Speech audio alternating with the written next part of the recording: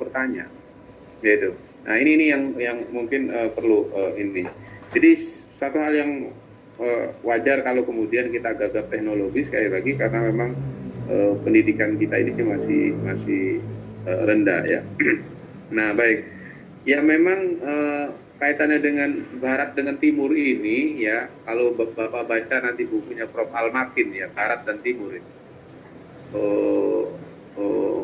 itu sebenarnya kalau Prof. Makin itu memandang sebenarnya Barat dan Timur itu kan sebenarnya semacam ini perputaran waktu saja, itu perputaran waktu kalau dia memandangnya begitu. Jadi silih berganti. Sebenarnya budaya Barat dengan budaya Timur itu saling berganti sebenarnya, saling berganti.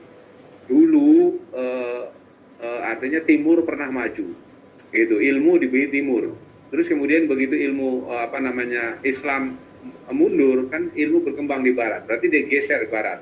Nanti Barat maju, Barat akan mengalami, kalau menurut teorinya Ibnu Khaldun kan akan turun lagi nanti. Nah ini turun, ini nanti berputar, Islam akan naik lagi begitu. Jadi ibaratnya hanya perputaran saja begitu. Nah karena perputaran sebenarnya harusnya tidak usah terjadi pertentangan gitu. Oke lah sekarang Barat lagi sedang itu, gitu ya. Barat lagi sedang maju. Nah padahal tradisi itu Barat maju itu diambil dari tradisi Islam. Nah dari tradisi Islam ya, dari mana dia tradisi Islam? Itulah mereka mengambil perpustakaan, mengambil ilmu, mengambil buku dari Islam. Ya dari kerajaan dinasti Umayyah kedua di Spanyol itu kan sebenarnya sejarahnya begitu. Ya, nah oleh karena itu Hasan Hanafi kan mengembalikan. Nah kalau begitu sekarang yang maju Barat, mari kita belajar kan gitu, belajar yang namanya ilmu Barat, oksidentalisme kan gitu. Kita belajar ke Barat, bagaimana filsafat Barat, bagaimana kemajuan Barat, sehingga dari sana nanti kita akan sadar maju gitu. Ya.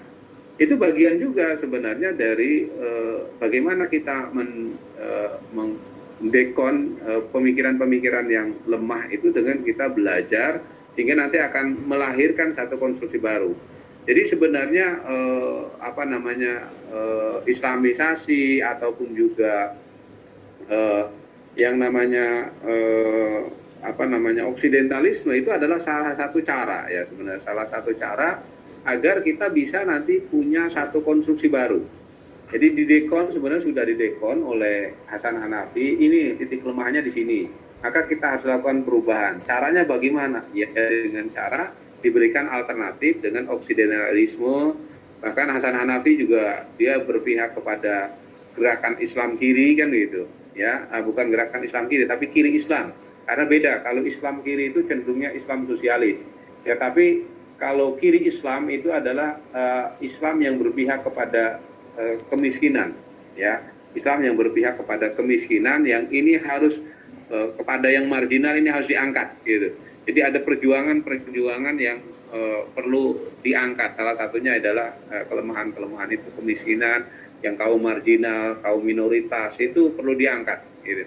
Ini pandangan kiri Islamnya Hasan Hanafi ataupun juga oksidentalis itu sebagai upaya sebenarnya untuk melahirkan satu konstruksi baru supaya pemahaman umat Islam itu mengalami perubahan.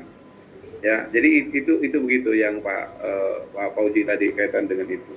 Nah, kemudian kaitannya dengan Pak Kusnan kaitannya dengan filsafat ya. Jadi ya memang betul Pak, itu sebagai aliran baru sebenarnya Derrida itu.